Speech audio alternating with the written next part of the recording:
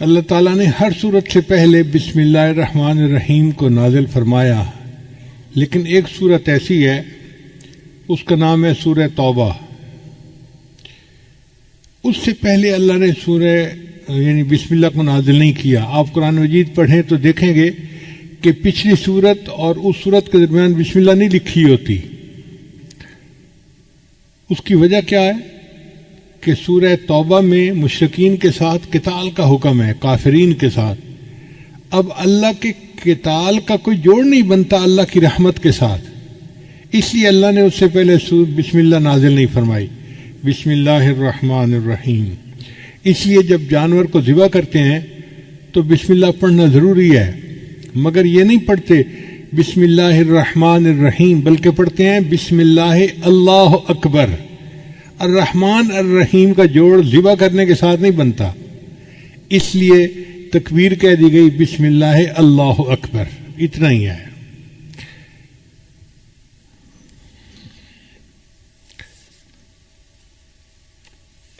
حضرت علی رضی اللہ عنہ فرمایا کرتے تھے کہ جو کچھ پہلے آسمانی کتابوں میں نازل ہوا، اللہ نے وہ سب کچھ قرآن مجید میں نازل فرما دیا، اور جو کچھ پورے قرآن مجید میں نازل ہوا وہ اللہ نے سورہ بقرہ میں نازل فرما دیا، اور جو سورہ بقرہ میں نازل ہوا اللہ نے اس کو سورہ فاتحہ میں نازل فرما دیا، اور جو کچھ اللہ نے سورہ فاتحہ میں نازل کیا اس کو اللہ نے بسم اللہ الرحمن الرحیم میں نازل فرما دیا۔ یہ بسم اللہ الرحمن الرحیم ایک آیت ہے، لیکن یہ تمام آسمانی کتابوں کا خلاصہ اور نچوڑ ہے۔ اور علماء نے ایک نقطہ اور لکھا ہے کہ جو کچھ بسم اللہ میں نازل ہوا وہ بسم اللہ کے پہلے حرف با کے اندر آ گیا۔ با کا حرف جو ہے نا وہ وصل کے لیے ہوتا ہے، جوڑنے کے لیے۔ تو اس کا مطلب یہ ہے کہ پوری آسمانی کتابوں کا نچوڑ یہ ہے کہ مخلوق کو اپنے رب کے ساتھ جوڑ دیا جائے۔ اس لیے بسم اللہ کے دو معنی ہیں۔ عربی زبان میں اسم کے دو معنی ہیں، ایک معنی ہے نام، تو بسم اللہ کا ترجمہ بنے گا اللہ کے نام کے ساتھ جو رحمان ہے اور رحیم ہے۔ بسم اللہ الرحمن الرحیم۔ اور ایک اسم کا مطلب عربی زبان میں برکت بھی ہے، تو بسم اللہ کا ترجمہ بنے گا اللہ کی برکت کے ساتھ۔ ہمیں یاد ہے کہ ہمارے گھر میں جو بڑی بوڑھی عورتیں تھیں نا پرانے زمانے کی، وہ اٹھتے بیٹھتے اللہ دی برکت نال، اللہ دی برکت نال، یہ لفظ بہت پڑھتی تھیں۔ چھوٹے تھے ہمیں اس بات کی سمجھ نہیں تھی، اب سمجھ میں آتی ہے۔ اصل میں وہ بسم اللہ کا ترجمہ پڑھا کرتی تھیں، اللہ کی برکت کے ساتھ بسم اللہ کہتی تھیں ہر کام سے پہلے۔ ان کی زبانیں بسم اللہ سے رطب اللسان بالکل تر رہتی تھیں، ہر وقت اٹھتے بیٹھتے کرتے پھرتے ہر وقت بسم اللہ بسم اللہ بسم اللہ۔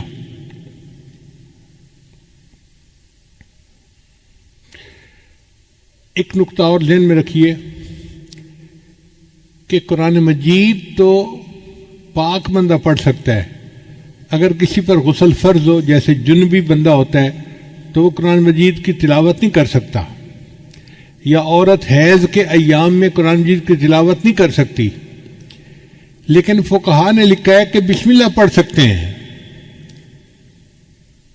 کتنی عجیب بات ہے کہ بسم اللہ الرحمن الرحیم گو قرآن کی آیت ہے مگر اس کو پڑھا جا سکتا ہے۔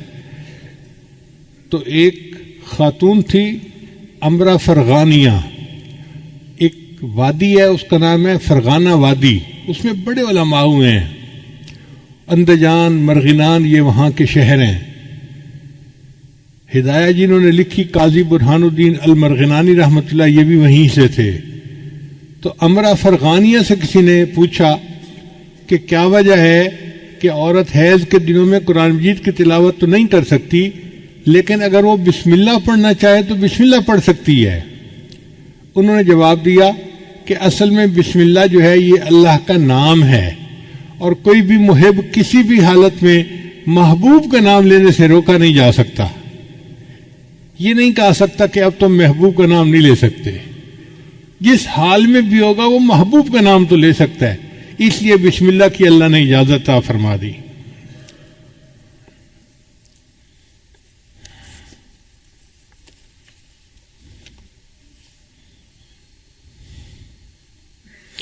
اس لیے کوئی تحریر کرنی ہو تو پہلے بسم اللہ لکھنا چاہیے۔ حدیث مبارکہ میں انس اس کے راوی ہیں کہ من کتب بسم اللہ الرحمن الرحیم تعظیما للہ غفر اللہ لہ، کہ جو بسم اللہ الرحمن الرحیم اللہ کے نام کی تعظیم کی وجہ سے اس کو لکھ لیتا ہے اپنی عبارت سے پہلے، اللہ اس پر اس کے گناہوں کی بخشش فرما دیتے ہیں۔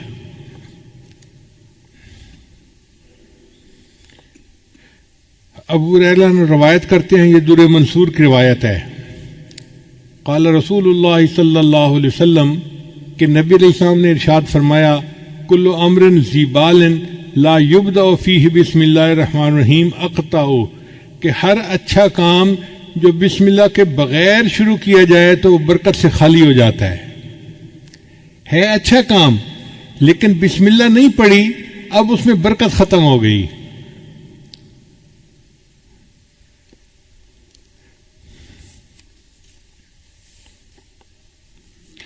بسم اللہ کی عظمت کا اندازہ اس سے لگائیں کہ کتا ایک نجس جانور ہے۔ حدیث پاک میں آتا ہے جس گھر میں کتا ہوتا ہے وہاں رحمت کا فرشتہ داخل نہیں ہوتا، اس لیے شکار کی نیت سے کتے کو پالنے کی اجازت ہے، یہ حفاظت کی نیت سے، مگر اس کو گھر کے باہر رکھا جائے، گھر کے اندر نہ داخل کیا جائے۔ اگر گھر کے اندر کتا آ گیا تو گھر میں سے برکت ختم ہو جائے گی، فرشتے اس گھر میں نہیں آئیں گے۔ تو کتا اتنا نجس جانور ہے۔ نبی علیہ السلام نے ارشاد فرمایا، اگر کسی برتن کو کتا سونگھ لے تو اس برتن کو 7 مرتبہ پانی سے دھوئیں اور 8ویں مرتبہ اس کو مٹی اور ریت کے ساتھ دھوئیں تاکہ اس کی نحوست برکت ختم ہو جائے۔ اب جس کتے کے سونگھنے سے برتن کو 8 مرتبہ دھونا پڑتا ہے وہ کتنا نجس ہوگا۔ لیکن حدیث پاک میں آتا ہے کہ اگر شکار کے لیے کتا پالا ہوا ہے، پہلے زمانے میں خرگوش کا شکار کرتے تھے کتوں کے ذریعے سے، تو نبی علیہ السلام نے فرمایا کہ اگر کوئی بندہ شکاری کتے کو چھوڑنا چاہتا ہے شکار کے لیے اور بسم اللہ پڑھ کے اس کو روانہ کرتا ہے اور وہ کتا مرا ہوا شکار لے کے آتا ہے، یعنی پکڑنے میں وہ مر گیا، شکار وہ خرگوش مر گیا، اب وہ مرا ہوا جانور بھی ہے، وہ بندے کے لیے حلال ہوتا ہے چونکہ اس کے اوپر اس نے بسم اللہ پڑھ لی تھی۔ عدی بن حاتم تائی کے بیٹے تھے، صحابی بن گئے۔ انہوں نے نبی علیہ السلام سے پوچھا، اے اللہ کے نبی صلی اللہ علیہ وسلم، میں کبھی کبھی شکار کرتا ہوں لیکن میں جب اپنا کتا چھوڑتا ہوں نا شکار کے اوپر تو میں تو بسم اللہ پڑھ لیتا ہوں، مگر اس کے ساتھ جنگلی کتے بھی شامل ہو جاتے ہیں شکار کو پکڑنے میں تو شکار مر جاتا ہے، اب کیا میرے لیے اس شکار کو کھانا جائز ہے؟ تو نبی صلی اللہ علیہ وسلم نے فرمایا نہیں، جائز نہیں، اس لیے کہ ان کتوں کے اوپر بسم اللہ نہیں پڑھی گئی، اس لیے ان کا شکار حلال نہیں ہے۔ آپ اندازہ لگائیے بسم اللہ کی برکت کا کہ ایک کتے اتنا نجس جانور بسم اللہ پڑھ کے شکار کے لیے چھوڑے تو اس کا مرا ہوا جانور بھی شریعت نے حلال قرار دے دیا۔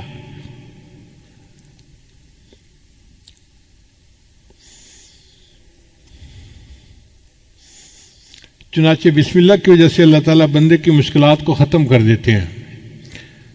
حضور صلی اللہ علیہ وسلم نے حضرت علی عنہ کو فرمایا، الا اعلمک بکلمات اذا وقت فی ورطۃ قلتھا، اے علی میں آپ کو کچھ کلمات نہ سکھاؤں کہ جب تم مشکل میں پڑ جاؤ تو ان کلمات کو پڑھ لیا کرو؟ قال بلا، عرض کیا یس اللہ کے حبیب صلی اللہ علیہ وسلم آپ مجھے ضرور سکھائیے۔ تو نبی علیہ السلام نے فرمایا کہ جب تو کسی مشکل میں پڑ جائے فقال بسم اللہ الرحمن الرحیم ولا حول ولا قوت الا باللہ العلی العظیم، جب بھی تو کسی مشکل میں پڑ جائے تو بسم اللہ الرحمن الرحیم پڑھا کر اور لا حول ولا قوت الا باللہ العلی العظیم، ان کلمات کے پڑھنے سے اللہ تیری مشکلات کو دور فرمائیں گے۔ اب یہ عمل کسی ایک عام پیر نے نہیں بتایا، دنیا کے پیروں کے سردار، دنیا کے نبیوں کے سردار حضرت محمد مصطفیٰ احمد مجتبیٰ صلی اللہ علیہ وسلم جو اللہ کے محبوب ہیں، یہ عمل انہوں نے بتایا ہے، تو کتنا سچا اور پکا عمل ہوگا۔ اس لیے ہمیں چاہیے کہ ہم اس عمل کو پلے باندھ لیں، جب کوئی مشکل پیش آئے تو بسم اللہ الرحمن الرحیم ولا حول ولا قوت الا باللہ العلی العظیم، یہ پڑھیں گے اللہ تعالی ہماری مشکلات کو دور کر دیں گے۔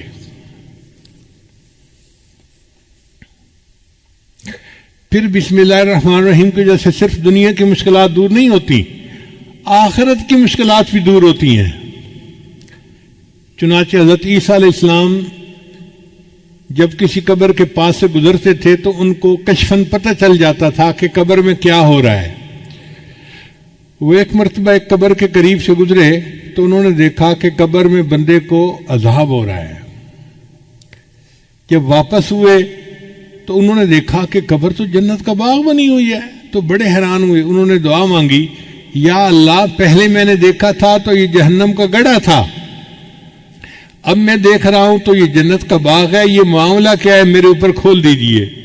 تو اللہ تعالیٰ نے فرمایا، میرے پیارے عیسیٰ علیہ السلام، ایک بندے کی قبر ہے جو بڑا گناہگار تھا، جب وہ فوت ہوا اس کی بیوی حاملہ تھی اس وقت،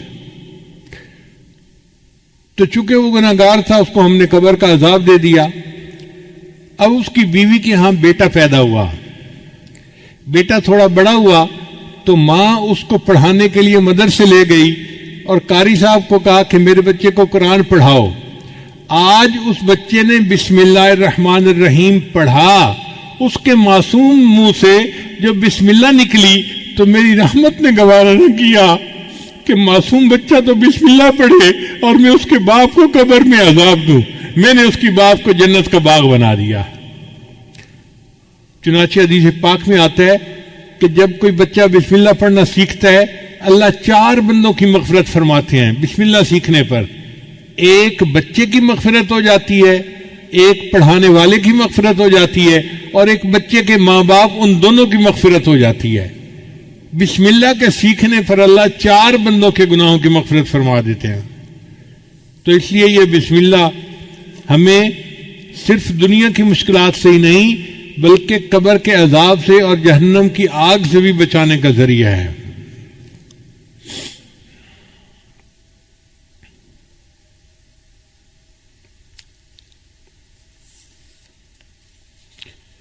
چنانچہ علماء نے لکھا ہے کہ بسم اللہ جو ہے نا یہ اسم اعظم ہے۔ حدیث پاک میں آتا ہے کہ جب کوئی دعا کی جائے اسم اعظم کے ساتھ تو اللہ تعالیٰ اس دعا کو قبول فرما لیتے ہیں۔ اب اسم اعظم کون سا ہے یہ کسی کو نہیں پتا، اللہ نے اس کو چھپا لیا۔ مگر امام اعظم ابو حنیفہ رحمۃ اللہ فرمایا کرتے تھے کہ اللہ تعالیٰ کا جو اسم ذات ہے نا اللہ، یہ اسم اعظم ہے۔ تو کسی نے پوچھا جی کہ آپ کے پاس دلیل کیا ہے اسم اعظم؟ تو انہوں نے فرمایا اس لیے کہ اللہ تعالیٰ نے اپنی کتاب میں سب سے پہلے جو نام نازل کیا وہ اللہ کا نام تھا۔ آپ دیکھیں اعوذ باللہ پڑھیں تو پہلا نام کون سا آتا ہے؟ باقی صفاتی نام بعد میں، اور ذاتی نام اعوذ باللہ من الشیطان الرجیم بسم اللہ الرحمن الرحیم، تو اللہ کا نام سب سے پہلے۔ ان کا چونکہ اللہ کا نام سب سے پہلے پڑھا جاتا ہے اس لیے یہ اسم اعظم ہے۔ ان کا جی کوئی اور دلیل دیں؟ ان کا دلیل یہ ہے کہ حدیث پاک سے ثابت ہے کہ اللہ تعالیٰ نے فرشتے کو حکم فرمایا ہوا ہے کہ جب بھی میرے کسی بندے کے نام سے میرا زبان سے میرا نام نکلے تو جب بھی تم وہ نام سنو تم قیامت کا جو سور بجانا ہے اس کو 40 سال پیچھے ہٹا دیا کرو۔ یعنی اللہ کا نام اتنی برکت والا ہے کہ جو بندہ اللہ کہتا ہے تو قیامت 40 سال پیچھے چلی جاتی ہے۔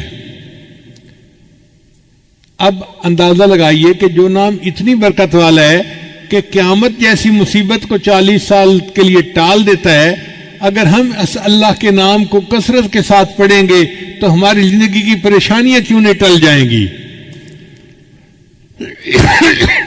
بس انسان شوق کے ساتھ محبت کے ساتھ اللہ کا نام پڑھے۔ حدیث مبارکہ میں لا تقوم الساعہ، اس وقت تک قیامت قائم نہیں ہو سکتی حتیٰ یقال فی الارض اللہ اللہ، حتیٰ کہ زمین میں کوئی ایک بندہ بھی اللہ اللہ کہنے والا ہوگا۔ جب تک اللہ کا نام دنیا میں رہے گا قیامت نہیں آ سکتی۔ قیامت کا آئے گی جب اللہ کا نام لینے والا ہی کوئی نہیں رہے گا، تب قیامت آئے گی۔ تو اللہ کا نام اتنی برکت والا ہے۔ تو امام صاحب نے فرمایا کہ حدیث پاک سے بھی ثابت ہوتا ہے کہ یہ اسم اعظم ہے۔ آگے سوال پوچھنے والے بھی فقہا تھے، عالم تھے، ان کا نہیں جی کوئی سکہ بند دلیل دیں کہ بندہ کا دل مطمئن ہو جائے۔ تو امام صاحب نے کہا اچھا سکہ بند دلیل یہ ہے کہ جب موسیٰ علیہ السلام کوطور پر گئے تو اس وقت ان کو پتہ نہیں تھا کہ یہ آگ کیا ہے، اللہ نے خطاب فرمایا اور اللہ نے اپنا تعارف کروایا، اننی انا اللہ، میں اللہ ہوں۔ اگر کوئی اور نام اس میں اعظم ہوتا تو اللہ اس نام سے اپنا تعارف کرواتے۔ اللہ نے تعارف میں کہا کہ میرا نام اللہ ہے، اس کا مطلب ہے کہ یہی اس میں اعظم ہے۔ اب یہ ایسی دلیل تھی کہ سب علماء نے مان لیا کہ واقعی اللہ کا نام اس میں اعظم ہے۔ چنانچہ اللہ اللہ کے نام سے جو دعا مانگی جائے وہ دعائیں قبول ہوتی ہیں، اور اللہ کا نام جس چیز پر پڑھ دیا جائے وہ چیز میں برکت آ جاتی ہے۔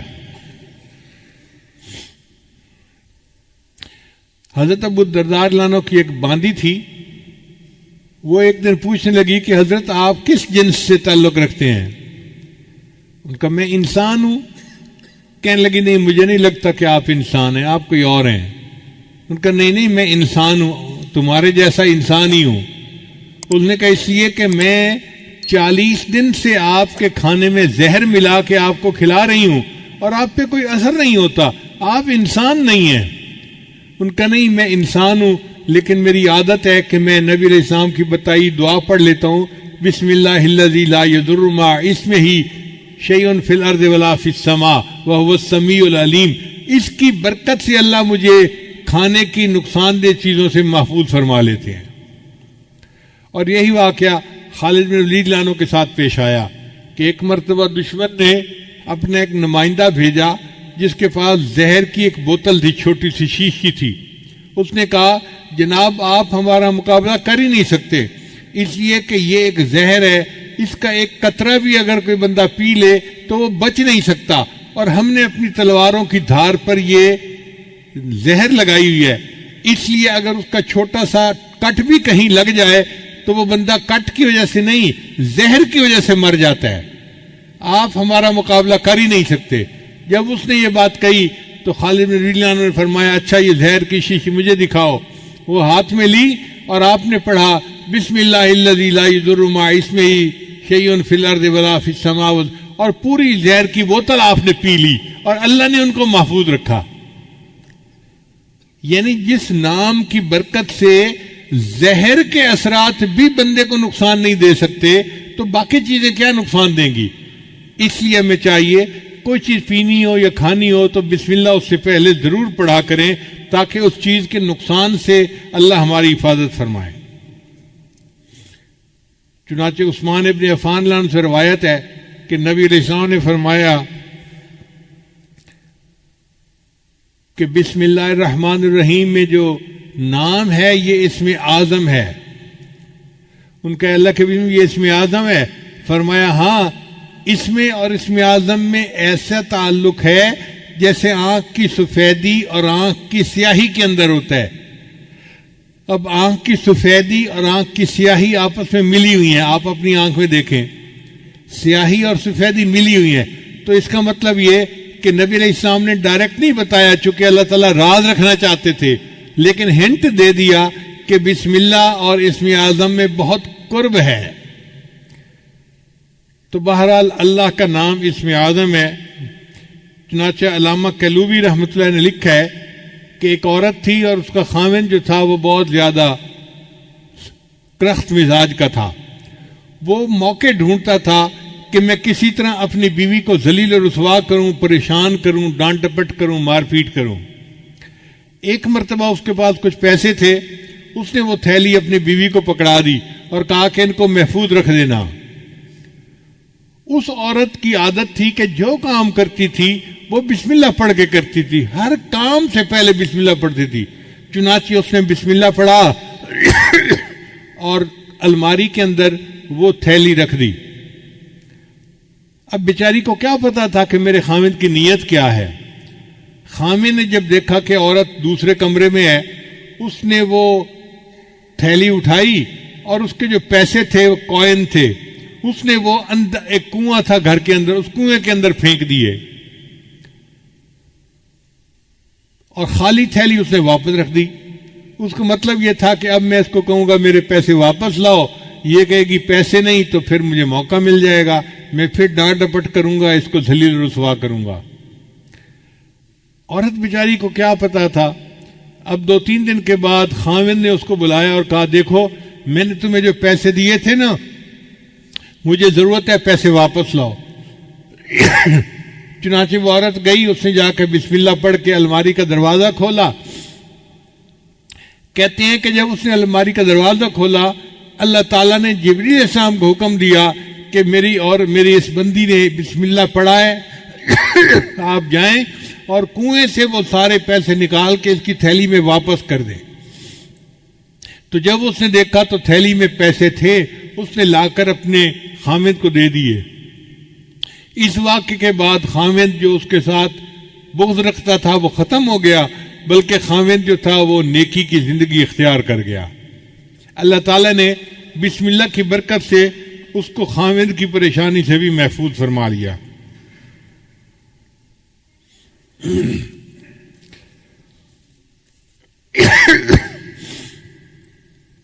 بسم اللہ میں ہر درد کے لیے شفا موجود ہے۔ چنانچہ قیصر روم نے حضرت عمر رضی اللہ عنہ کو خط لکھا۔ اس وقت تو مسلمان بہت زیادہ سویلائزڈ اور بڑی پاور سمجھے جاتے تھے، تو قیصر روم نے خط لکھا عمر رضی اللہ عنہ کو کہ مجھے سر میں ہر وقت درد رہتا ہے، جیسے شیٹی کا پین ہوتا ہے نا، آدھے سر میں درد ہوتی ہے، اس کے سر میں ہر وقت درد رہتا تھا۔ اس نے کہا کہ اگر آپ کے پاس کوئی اس کا علاج ہو تو مجھے بھیج دیجیے۔ حضرت عمر رضی اللہ عنہ نے ایک ٹوپی بھجوائی اور فرمایا کہ اس ٹوپی کو سر پہ کر لیا کریں، آپ کے سر کی درد دور ہو جائے گی۔ چنانچہ وہ ٹوپی جب سر پہ کرتا، جتنی دیر کرتا درد ختم ہو جاتی، جب ٹوپی اتارتا درد پھر شروع ہو جاتی۔ اب ایک دن اس نے سوچا کہ اس ٹوپی میں کیا مقناطیسیت ہے، چنانچہ اس نے ٹوپی کو اتار کے دیکھا تو اس کے اندر کی طرف حضرت عمر رضی اللہ عنہ نے بسم اللہ الرحمن الرحیم لکھا ہوا تھا۔ اس آیت کی برکت سے اللہ اس کے سر کے درد کو ختم فرما دیتے تھے۔ چنانچہ صحابہ کرام بیمار بندے کو بسم اللہ پڑھ کے دم کیا کرتے تھے۔ حدیث پاک میں آتا ہے کہ جبریل علیہ السلام، عائشہ رضی اللہ عنہا روایت کرتی ہیں کہ جبریل علیہ السلام کئی مرتبہ آتے اور نبی علیہ السلام بیمار ہوتے تو جبریل علیہ السلام بسم اللہ پڑھ کے اپنے محبوب صلی اللہ علیہ وسلم کو دم کیا کرتے تھے۔ یہ ایک ایسا عظیم عمل ہے کہ جو ہماری سب بیماریوں، سب دردوں، سب مصیبتوں کے لیے تریاک ہے۔ حضرت عثمان بن ابی العاص نے نبی علیہ السلام سے شکایت کی، اے اللہ کے حبیب صلی اللہ علیہ وسلم، میں جب سے مسلمان ہوا ہوں تو میرے جسم میں دردیں رہتی ہیں، ادھر درد ادھر درد۔ تو نبی علیہ السلام نے فرمایا تمہیں جس جگہ پہ درد ہو تم ہاتھ رکھ کر اس کے یعنی جگہ پر ہاتھ رکھ کے بسم اللہ پڑھ لیا کرو، اللہ تمہارے درد کو ختم کر دے گا۔ چنانچہ جب ان کو درد محسوس ہوتی تھی وہ درد کی جگہ پر ہاتھ رکھتے تھے اور بسم اللہ الرحمن الرحیم پڑھ لیتے تھے۔ اس کی برکت سے اللہ نے ان کے درد کو ختم فرما دیا تھا۔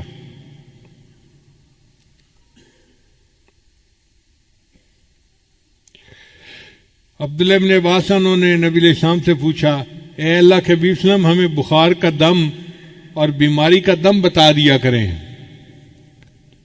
ہمیں کوئی بخار کا دم بتا دیں، بیماری کا دم بتا دیں۔ تو نبی علیہ السلام نے فرمایا کہ جب کوئی بندہ بیمار ہو تو تم اس پر پڑھا کرو بسم اللہ الکبیر اعوذ باللہ العظیم من کل عرق نار ومن شر حر النار، اخرجہ الترمذی۔ یہ ترمذی شریف کی روایت ہے. تو نبی علیہ السلام نے ان کو بخار کا یہ دم سکھایا. اس کا مطلب یہ کہ بسم اللہ کی برکت سے اللہ تعالیٰ واقعی بندے کی بیماری کو ختم فرما دیتے ہیں. اس لیے ہر تکلیف کے وقت بسم اللہ پڑھنی چاہیے. احد کے موقع پہ حضرت طلحہ رضی اللہ عنہ کو زخم لگا تو بے اختیار ان کی زبان سے آہ نکلی. جیسے زخم لگتا ہے نا تو آہ بندہ کرتا ہے، آہ. تو جب ان کو زخم لگا تو انہوں نے آہ کی تو نبی علیہ السلام نے فرمایا لو قلت بسم اللہ لرأیت بناءک الذی بنى اللہ لک فی الجنۃ وانت فی الدنیا. اگر تو اس موقع پر بسم اللہ کہتا جو تجھے چوٹ لگی تو دنیا میں رہتے ہوئے جنت میں اپنے ٹھکانے کو دیکھ لیتا. اگر تو بسم اللہ پڑھتا تو آپ دنیا میں رہتے ہوئے اپنے جنت کے ٹھکانے کو آنکھوں سے دیکھ لیتے. تو یہ بسم اللہ ایسا عمل ہے. چنانچہ ایک صحابی نبی علیہ السلام کے ساتھ سواری پر سوار تھے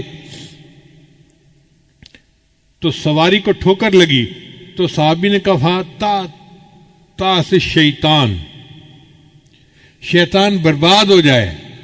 تو نبی علیہ السلام نے فرمایا کہ ایسے نہ کہا کرو کہ شیطان برباد ہو جائے، وہ موٹا ہو جاتا ہے سن کے کہ دیکھو میں نے شرارت کی اور ان کو تکلیف پہنچی، وہ موٹا ہو جاتا ہے. تم پڑھا کرو بسم اللہ. جب تم بسم اللہ کرو گے تو شیطان یعنی کمزور ہو کے چونٹی جیسا بن جائے گا بسم اللہ کی برکت کی وجہ سے. تو اس کا مطلب ہے کہ ٹھوکر لگنے پر، تکلیف پہنچنے پر ہم اگر بسم اللہ پڑھیں گے تو اللہ تعالیٰ شیطان کو چھوٹا کر دیں گے اور ہماری تکلیف کو دور فرما دیں گے. نبی علیہ السلام نے ایک عمل بتایا کہ جو شخص صبح کے وقت 3 مرتبہ بسم اللہ پڑھ لے، بسم اللہ الرحمن الرحیم، بسم اللہ الرحمن الرحیم. اب یہ کتنا چھوٹا سا عمل ہے.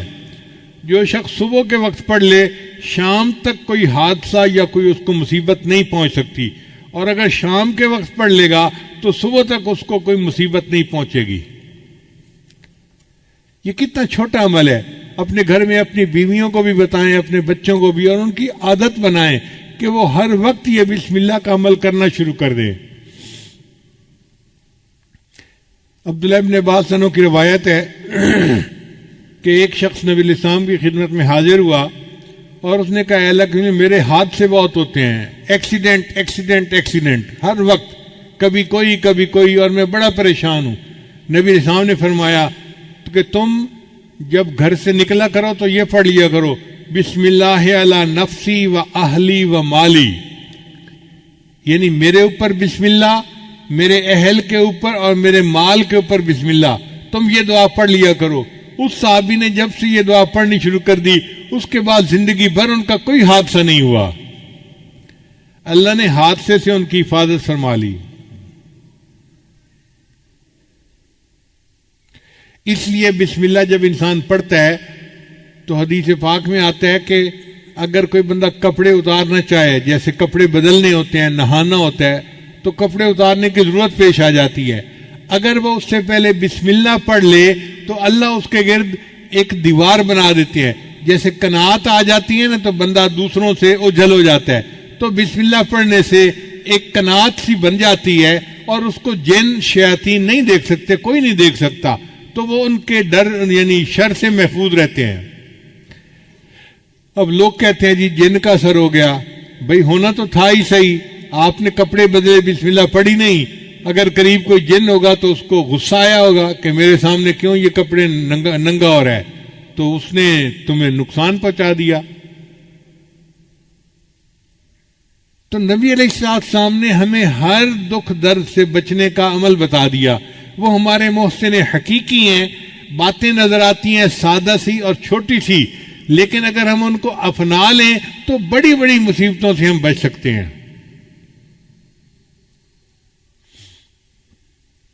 چنانچہ جو بندہ اپنی بیوی کے ساتھ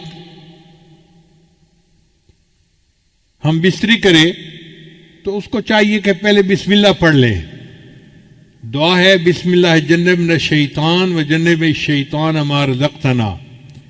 حدیث پاک میں آتا ہے کہ اگر اس نے یہ دعا پہلے پڑھ لی اور پھر بیوی کو ہاتھ لگایا تو اب اگر حمل ٹھہر گیا تو اس حمل میں شیطان کا کوئی حصہ نہیں ہوگا، لہذا وہ بچہ فطری طور پہ نیک ہوگا، بچپن سے نیک ہوگا۔ اب کتنے شادی شدہ لوگ ہیں جن کو اس دعا کا پتہ ہی نہیں ہے، کبھی پڑھی نہیں ہے۔ جب دعا ہی نہیں پڑھی تو پھر اس عمل میں شیطان بھی ساتھ شریک ہو جاتا ہے، اور جس کی گھٹی میں شیطان شامل ہو گیا پھر وہ بچہ تو پیدائشی طور پہ شیطان ہوگا۔ پھر آپ کیوں کہتے ہیں جی کہ بچے نافرمان ہیں، بچے بات نہیں سنتے، بچے بات نہیں مانتے؟ ہم نے بھی تو اپنے رب کی بات نہیں مانی، جس کے نتیجے میں آج بچے ہماری بات نہیں مانتے۔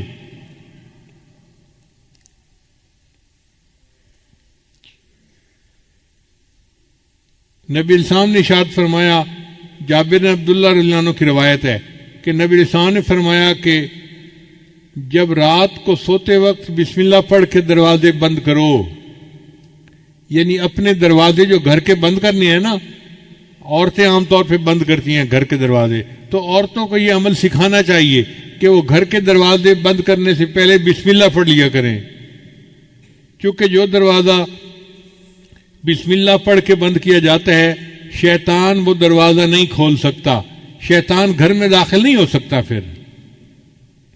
اور بسم اللہ پڑھ کے اپنے پانی کے مشکیزے کا منہ باندھ لیا کرو، اور بسم اللہ پڑھ کے اپنے برتن ڈھانپ لیا کرو، اور اگر ڈھانپنے کے لیے کوئی چیز نہ ملے تو برتن کے اوپر لکڑی رکھ دیا کرو اور بسم اللہ پڑھ لیا کرو، اور بسم اللہ پڑھ کے اپنی لائٹوں کو چراغوں کو بند کر دیا کرو۔ اگر تم بسم اللہ پڑھ کے یہ سارے کام کرو گے تو رات کو کوئی شیطان گھر میں داخل نہیں ہوگا، اس گھر میں کوئی گناہ نہیں ہوگا، اور اس گھر میں کوئی پریشانی نہیں آئے گی۔ آج دیکھیے بسم اللہ نہیں پڑھتے تو ہمارے گھروں میں دن رات گناہ ہو رہے ہوتے ہیں۔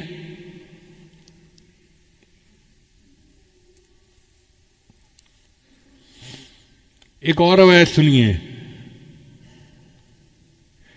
حضرت انس رضی اللہ عنہ اس کے راوی ہیں، وہ فرماتے ہیں کہ جب کوئی آدمی گھر سے نکلتے وقت بسم اللہ توکلت علی اللہ لا حول ولا قوت الا باللہ، چھوٹی سی دعا ہے، بسم اللہ توکلت علی اللہ لا حول ولا قوت الا باللہ پڑھ لیتا ہے، اس کو کہا جاتا ہے کہ تمہیں ہدایت دی گئی اور تمہاری طرف سے شر کی کفایت کی گئی اور تمہیں مصائب سے بچا لیا گیا۔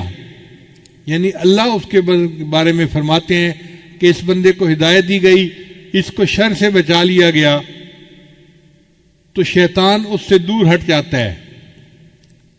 شیطان کہتا ہے میں اس بندے کا جب کچھ بگاڑ ہی نہیں سکتا تو میں اس کا پیچھا کس لیے کروں؟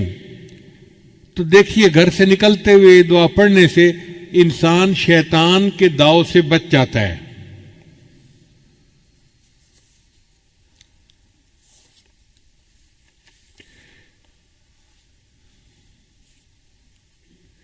حدیث پاک میں آتا ہے کہ جو کوئی بندہ گھر میں داخل ہونے لگتا ہے اگر وہ بسم اللہ پڑھ لے تو شیطان اس کے ساتھ اس کے گھر میں داخل ہونے لگتا ہے۔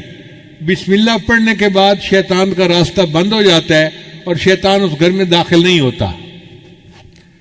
اور اگر وہ بسم اللہ پڑھے بغیر گھر میں داخل ہو جائے تو وہ اکیلا گھر میں نہیں داخل ہوتا بلکہ اس کے ساتھ شیطان بھی داخل ہو جاتا ہے۔ اور اگر وہ بندہ کھانا کھاتے ہوئے بسم اللہ پڑھ لے تو شیطان اس کے کھانے میں شامل نہیں ہو سکتا۔ اب جس نے دونوں مرتبہ بسم اللہ پڑھ لیا تو نہ شیطان اس کے گھر میں داخل ہو سکتا ہے نہ شیطان اس کے کھانے میں شریک ہوتا ہے۔ تو شیطان کہتا ہے میں نے اس گھر میں کیا کرنا، نہ میں اس گھر میں داخل ہو سکتا ہوں نہ میں اس گھر میں کھانا کھا سکتا ہوں، تو میرے لیے نہ رہنے کی جگہ نہ کھانے کی جگہ، لہذا میرا اس گھر سے کوئی سروکار نہیں ہے۔ دیکھو شیطان کو روکنے کے لیے نبی علیہ السلام نے کیا پیاری پیاری باتیں میں سکھائی ہیں۔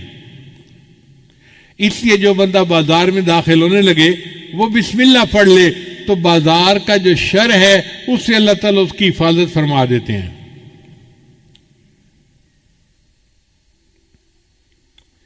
اسی حدیث پاک میں آتا ہے کہ انسان کھانے سے پہلے اگر بسم اللہ پڑھ لے تو شیطان اس کے کھانے میں اس کے ساتھ شریک نہیں ہو سکتا۔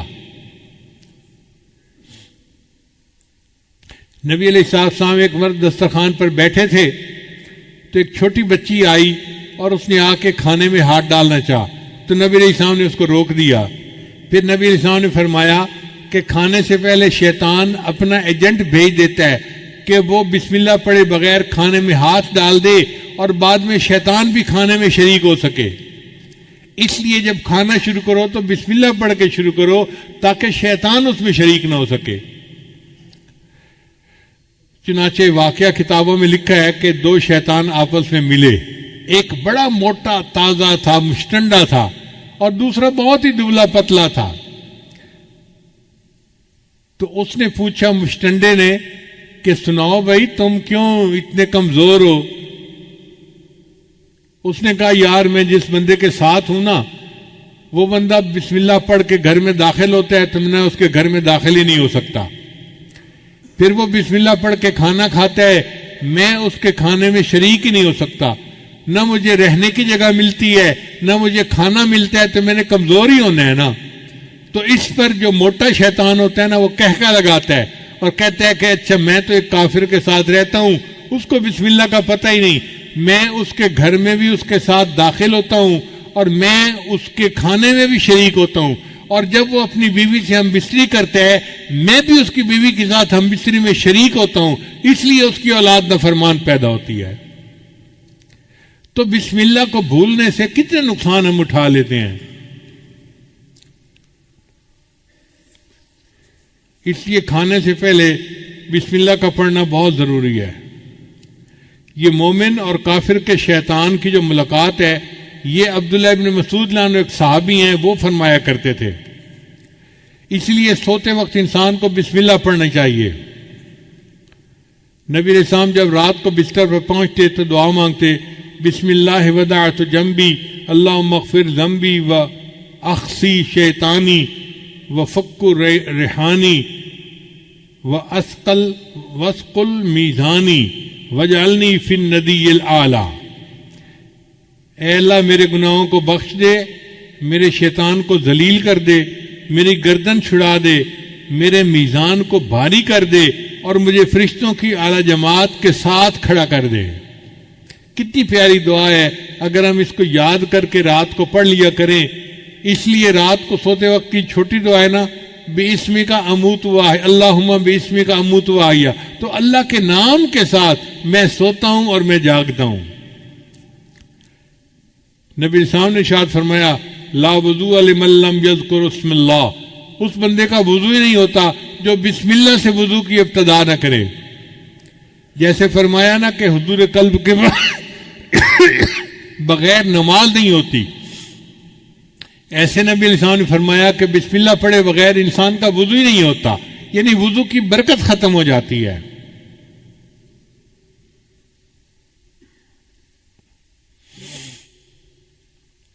اس لیے سواری پر سوار ہوتے وقت بسم اللہ پڑھنا چاہیے. حضرت نوح علیہ السلام کو اللہ نے صرف بسم اللہ کا لفظ عطا فرمایا تھا. وقال ارکبوا فیہا بسم اللہ مجریہا ومرساہا ان ربی لغفور الرحیم. تو وہ صرف بسم اللہ پڑھا کرتے تھے.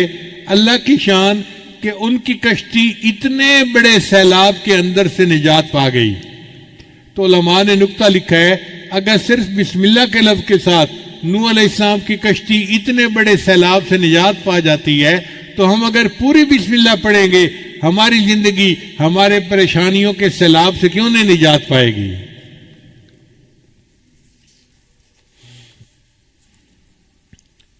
پھر اللہ تعالیٰ نے حضرت سلیمان علیہ السلام کو پوری آیت عطا فرمائی انہ من سلیمان و انہ بسم اللہ الرحمن الرحیم.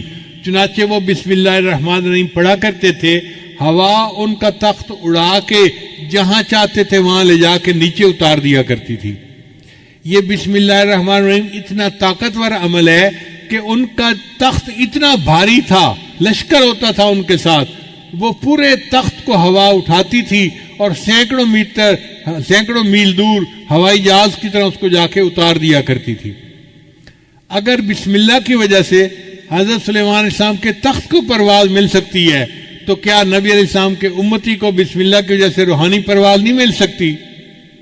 تو ہمیں بھی روحانی پرواز مل سکتی ہے اگر ہم اس عمل کو پکا کر لیں. اس کی حدیث پاک میں ہے کہ جو بندہ مسجد میں داخل ہو وہ بسم اللہ پڑھے، اللہ اس کے گناہوں کو معاف فرما دیتے ہیں۔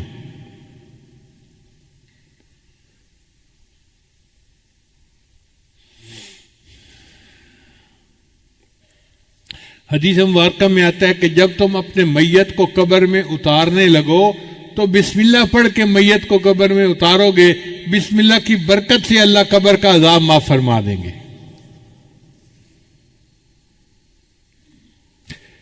یہ اللہ کا نام اللہ کو بہت پسند ہے، چنانچہ ایک بزرگ تھے، ان کا نام تھا بشر، وہ نشئی تھے، اور ایک دن آدھا نشہ آدھا ہوش اس ہاتھ کے ساتھ چل رہے تھے۔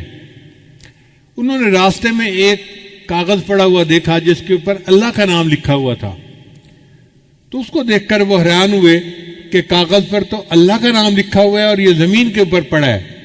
انہوں نے اس کاغذ کو اٹھا لیا، اس کو جھاڑ کے صاف کیا اور اس کو اوپر کسی جگہ کے اوپر رکھ دیا۔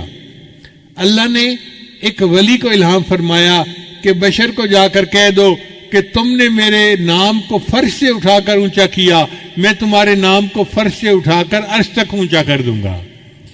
چنانچہ وہ امت کے بڑے اولیاء میں سے گزرے اور ان کا نام بشر حافی تھا۔ اللہ تعالی ہمیں بھی اس نام کی عزت کرنے پر اور اس نام کے قدر کرنے پر، اس کا ذکر کرنے پر ہماری پریشانیوں کو دور فرما دے، اور اللہ تعالی ہمیں بھی دنیا میں کامیاب زندگی عطا فرمائے۔